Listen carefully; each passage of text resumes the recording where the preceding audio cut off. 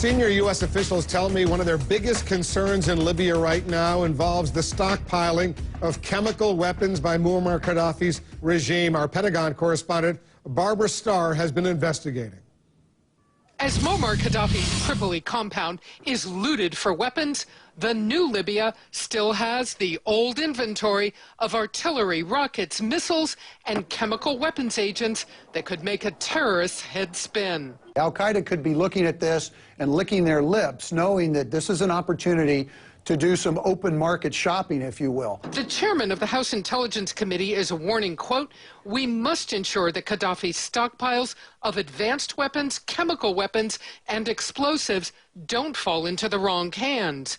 U.S. officials tell CNN they hope the National Transitional Council can control the stockpiles. I would hope and expect that the new government would be interested in doing that. But military intelligence experts say that shouldn't be too comforting. Where is it located? Who has the keys to the facility? And who knows what's supposed to be in there? And what are they doing about it routinely to ensure it doesn't grow legs, it doesn't disappear? So what weapons are there?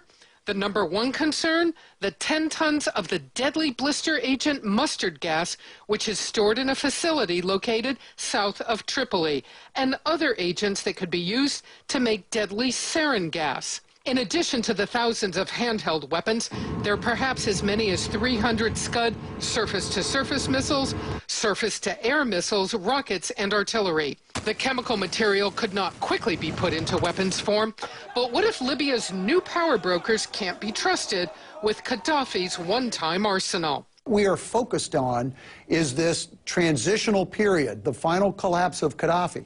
That's important. But there has to be someone who is paying attention. Even now, NATO and the U.S. are using drones, aircrafts, and satellites to keep watch 24/7 on Libya's weapon sites to make sure security is maintained. Barbara Starr, CNN, the Pentagon.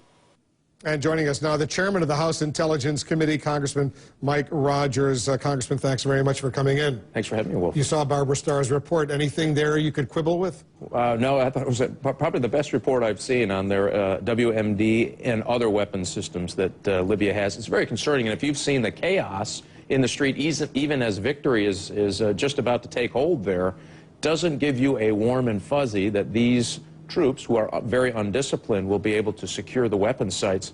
We know that Al-Qaeda is interested in some of these weapon systems, and we know that the black market is alive and well and would love to get their hands on some of this stuff. Well, has Al-Qaeda infiltrated some of these rebel forces inside Libya? Well, we can't say that for certain, but we do know through other intelligence sources that Al-Qaeda is present in Libya and is interested in obtaining certain types of weapon systems. We don't have very good acuity beyond that, but we do know they're interested, which means it even, I think, turns up the temperature on the U.S. Interests when it comes to national security about securing and accounting for all of those weapon systems that we're worried about. Well, do they have sarin gas, mustard gas? How much of this kind of chemical weaponry do they have that's operational?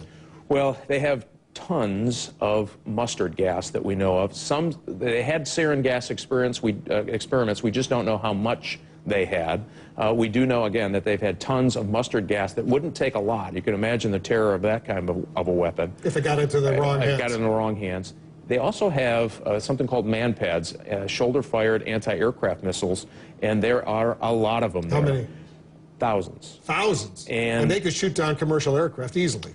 That's certainly a concern. So if they fell into the wrong hands, you can imagine what that might mean for U.S. national interests, our allies, really every place around the world. So I argue that we must be aggressive on making sure that it's not just the chemical is very, very concerning, the sarin gas very concerning, but also these other weapon systems incredibly concerning. The shoulder-fired missiles especially. And the only folks that can really do that, that can secure these facilities and account for these weapon systems, has to have the help and assistance of the United States. The NATO allies. NATO allies can help. They could do it. We have certain capabilities. What I hear you saying, Mr. Chairman, is that the U.S. would have to send experts in to secure those facilities, presumably at the request of this new Libyan government. I would work with them right now about gaining that assistance and start heading out to these particular places that we know of and where we find new sites, we ought to be all over it. So we need to be prepared. That means you have a surge of diplomatic efforts.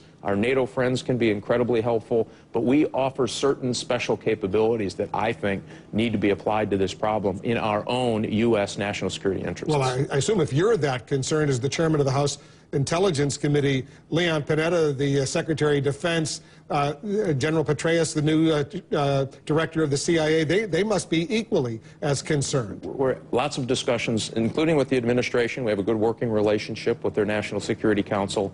They know of my concerns. We're hopefully working some issues in the very near term. But this is a time not for hand-wringing about what should we and what should the footprint look like. And this, we're not talking about boots on the ground necessarily, but we do need a surge of diplomatic and experts that can handle this particular problem.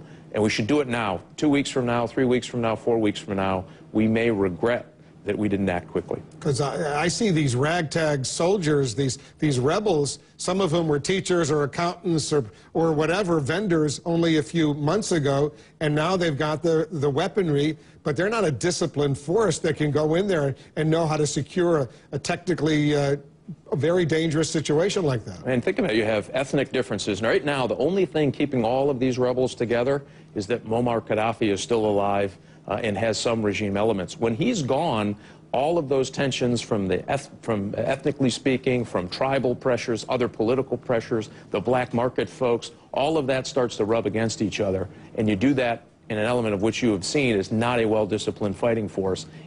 It's not what gives you a warm and fuzzy at night that these are the folks that are going to secure these facilities in the way that we would do it. That's why I think we need to be a part of it. Now, the TNC needs to be involved in this, absolutely.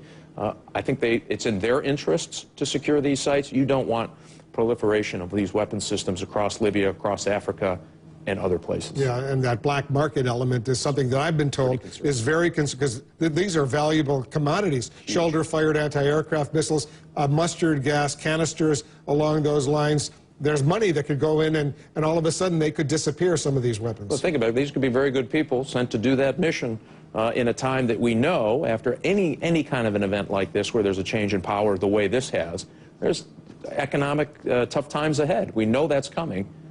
When somebody shows up with a little bit of cash, that's how this stuff walks off in a hurry, and that's what we've got to prevent. We really must secure these facilities up front. Mr. Chairman, thanks for coming in. Thanks, Wolf. I'm alarmed, as are you, I'm sure. Appreciate it. Mike Rogers is the chairman of the House Intelligence Committee. We felt today's earthquake right here in